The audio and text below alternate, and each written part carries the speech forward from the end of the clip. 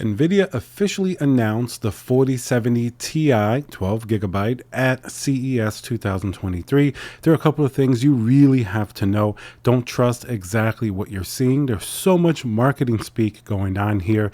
1.8 times faster than a 3090 Ti. Well, that seems pretty incredible, does it? Until you start to see how they come up with these numbers. That's why we have to kind of analyze their little presentation so we really see the angle they're coming from. After all, a 3090 Ti was $2,000 when it came out, and they've also announced the price of the 4070 Ti. We've been talking about it for the last few days, and yes, it's going to be $799 for like the base MSRP.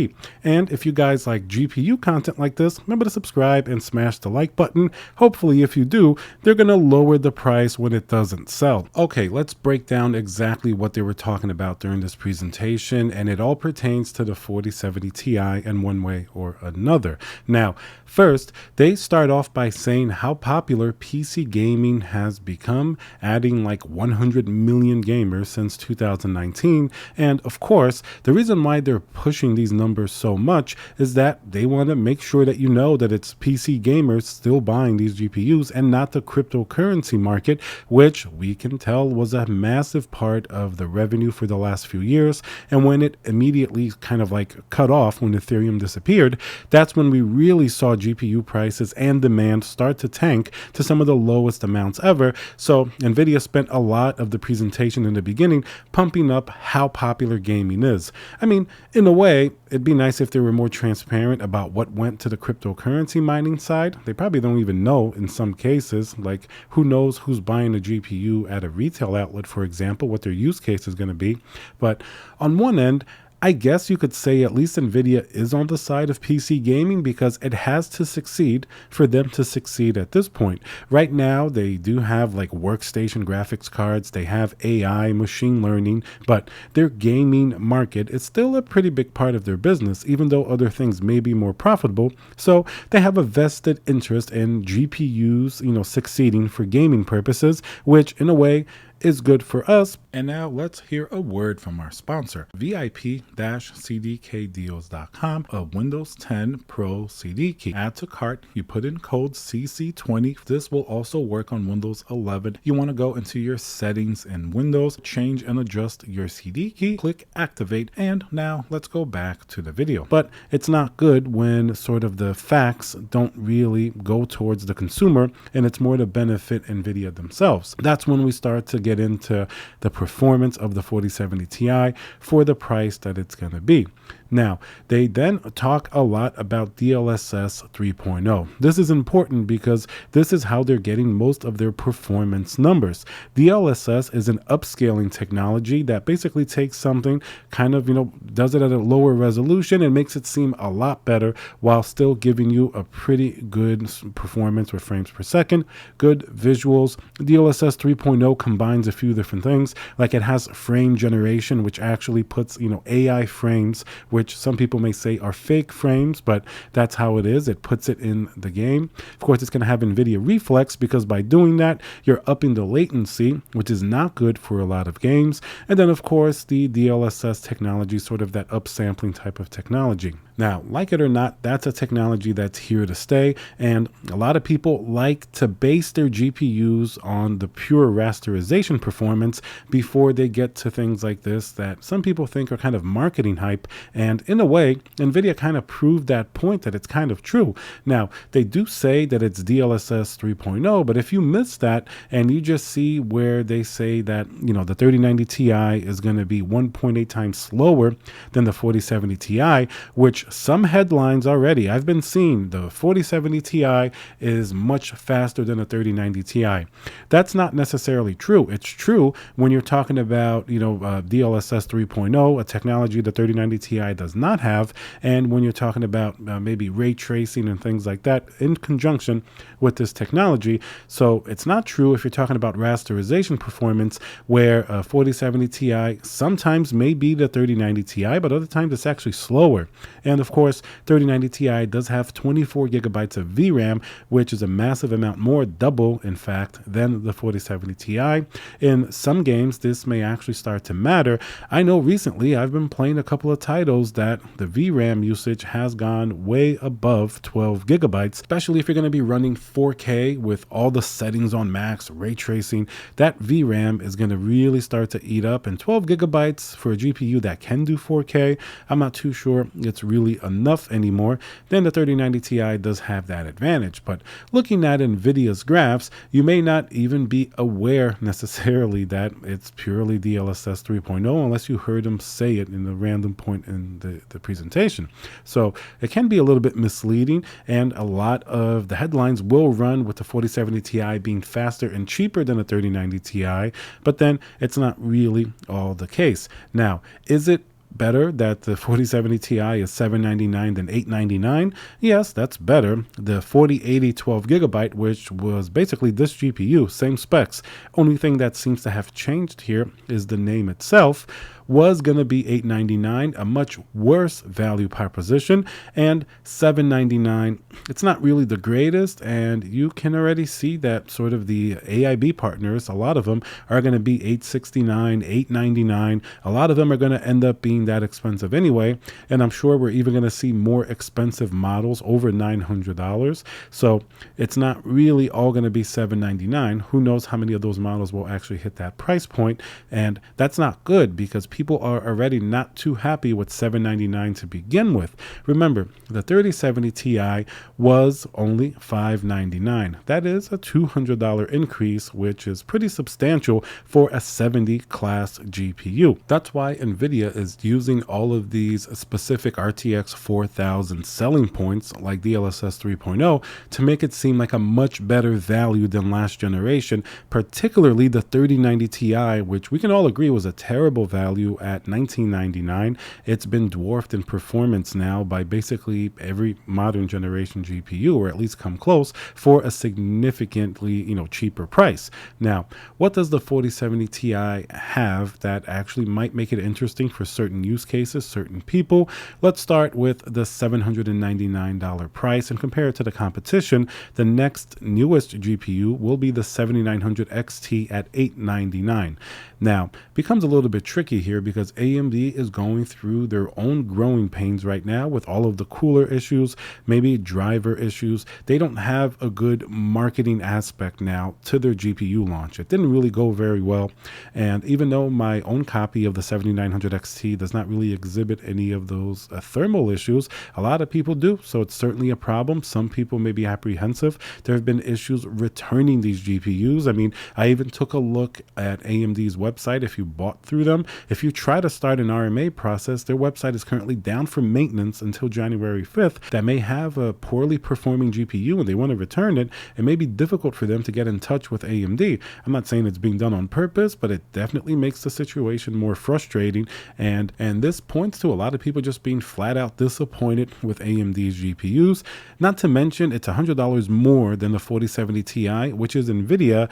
And with 80% market share, Nvidia definitely, if it didn't before, to a complete 100% type of domination of the mind share, they definitely have it now with people apprehensive about buying AMD GPUs. So you can bet that people will put up with a little bit less performance and go with the 4070 Ti in rasterization, for example, to get all of the other benefits that Nvidia's marketing is promising them. First, you will get DLSS 3.0. Some people may criticize it for being fake frames and this or that. I still haven't made my conclusion fully, but I have used it in some games, and I think it's going to be a really good technology as it progresses and improves, and perhaps an important technology as people are pushing 4K and 8K high resolution. I think it's something that, as it improves, certainly has the potential to be a very, very useful technology. So at this point, I'm definitely not going to dismiss it. I do use it in some games that I play. I've mentioned Microsoft Flight Simulator before,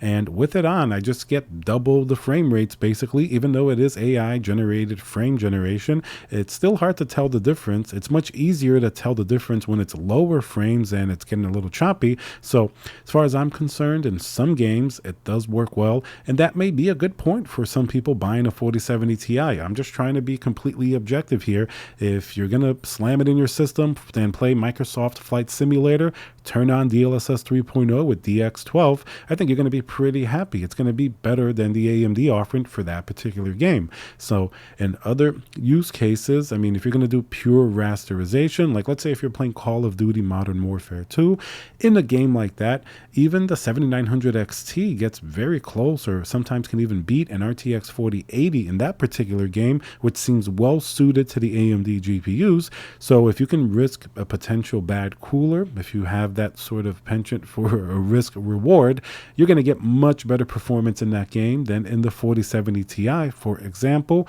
But if you do want to go with Nvidia because you perceive it to have better overall quality, especially in the light of these AMD issues, then you may put up with a little bit less performance to get something that's going to be better in that particular, build quality case, while giving you maybe less frames. So, I mean, the 4070 Ti also is putting out less power than any other next generation GPU. I mean, it's around like 285 watts, which effectively almost half of what the 3090 Ti does. So if it does meet up with the 3090 Ti in many cases, very impressive that it's doing it at a much lower TDP, under 300 watts. Remember, the 3090 Ti had a TDP starting at 450 watts, same as a 4090, which still maintains that and really, really thumps the 3090 Ti in performance itself. So any of the other AMD GPUs, they're well over 300 watts, and even a 7900 XT, you're going to be bumping up to 320, 340 watts in many cases. So you're definitely going to be pushing out more heat, more power draw for whatever other performance benefit you would have with a GPU like that. So efficiency is on the side of 4070 Ti, and I guess if you were turning on DLSS 3.0 in like a ray tracing game, that's really where you're going to see the difference versus any of the other AMD GPUs. And in that case, it may make sense that it's $400 less than the 4080, since you're going to be getting some pretty good frames per second and some pretty good performance visually as well. Now, keep in mind the resolution you're going to want to be playing at here, 1440p and 4K. 4K, I would say that it's more of like a starter GPU for high-end 4K. Obviously, you want to be into a 4080 or a 7900 XTX and higher if you really want to do 4K in a more competent manner. But of course, this 4070 Ti, just like the 3090 Ti, will also be able to do 4K, especially in DLSS 3.0 games. The only place, just like I did test the 7900 XT in 4K and I did max out settings, the only time you really start to struggle is when you want to max everything out and put ray tracing on. Then the GPU really starts to fall apart at 4K. You can play 4K and have decent frame rates if you keep ray tracing off and maybe use DLSS or FSR in the case of the AMD GPUs, and then maybe just keep a few settings that are really taxing on performance down. You're still going to get a pretty good frame rate and a visual experience on these GPUs. Same will hold true for the 4070 Ti. It can do 4K, but with some caveats, you're going to have to turn some of those settings down. Where it probably will really shine, and that's where Nvidia is really pushing it towards, is 1440p. Here, I think it's going to get really good frames in many games in both rasterization and, of course, if you put it together with DLSS 3.0 and even ray tracing at 1440p, it's a very strong GPU. So if you think that's the resolution you want to be at, it's certainly going to be at $799, maybe even better option than the AMD 7900 XT, which is not going to have some of those options at 1440p. Like ray tracing is not going to be as good, and DLSS is still superior in many ways to FSR currently with the AMD GPUs. So in that particular case, if you look at the RTX 3000 GPUs on the market, even like a 3080 Ti is still pretty expensive and hard to find at this point. So what are you really going to get? You're going to have to either go on the used market, maybe for like a 3080, which may still be $600, but 4070 Ti certainly will outperform that in many cases and give you the newer generation technologies like with ray tracing and DLSS and things like that. You know, I get it. DLSS 3.0 and ray tracing are not everybody's cup of tea, and they come with certain issues. Maybe DLSS might have artifacts or not be supported across many games yet, and ray tracing obviously diminishing returns for what you get. But sometimes, in my opinion, turning on all the eye candy and seeing it perform really well, it's part of advancing the high-end GPUs and making the graphical performance really shine. So I personally like turning those features on and seeing how much it taxes the hardware. So I'm kind of rooting for these, both on the AMD and Nvidia side, to keep improving, because it's going to mean, you know, path tracing in the future and things like that, just much nicer visuals. And if you're looking at it from a really nice monitor, like if you have, recently I've been trying the C2 OLED, which is an absolute stunning visual experience. You want to see those, you know, ray trace shadows and lighting effects, and you want to make sure you're still getting good frames, because then even like a 4080, 4090, or 7900 XTX will really be taxed by these demands that the technologies are putting on the GPUs. But that's part of progressing. It may not be perfect now, but I definitely like to try to see as it improves. And if you're a gamer that just wants to stick to the older generation technology and you're okay with leaving the settings a little bit lower, you will definitely be very happy with these next generation graphics cards. Not too sure you're going to be so happy with the price, but at this point, the only thing you can do is really not buy it if you're not happy with the price, and maybe look for a better used deal, and you might save a few $100s, but you're also going to be getting less performance at that point. But hopefully next year Nvidia lowers the prices. The 4080 is going to be the biggest candidate that really needs a price reduction, and AMD also most likely, especially with the XT, will have to lower prices, or else people just aren't going to really be buying these GPUs in the same numbers that they hope to sell them. All right, guys, so let me know down below what you think of the 4070 Ti. Obviously $799 is not really making everybody happy, but what else do you think you would do or buy instead of the 4070 Ti? Remember to subscribe, smash that like button, and I'll see you guys on the next video.